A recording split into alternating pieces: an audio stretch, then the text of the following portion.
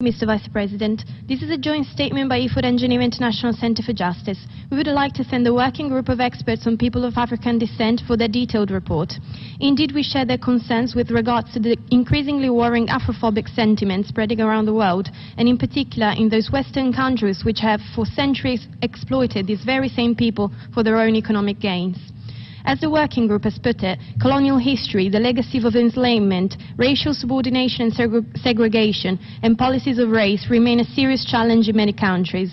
We strongly agree with the expert that addressing those forms of bias requires the adoption of regional and national laws to create the potential for restitution, compensation and satisfaction for those affected.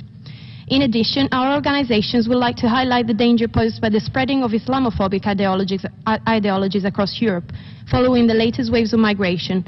In this regard, a worrying number of radical political parties that promote hatred against Arab Muslims have gained wide consensus in the European political scene and overseas.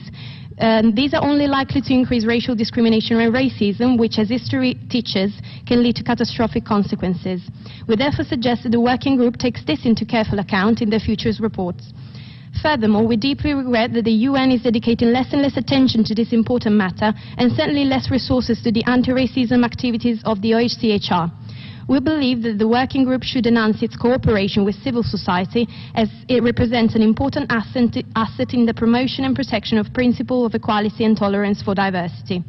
During this time of crisis, instruments to combat racism, racial discrimination and xenophobia should be created instead of being reduced. We therefore call on the Human Rights Council to adopt a multi-year outreach program for the DDPA mobilization, because, to quote Martin Luther King, our lives begin to end the day we become silent about things that matter.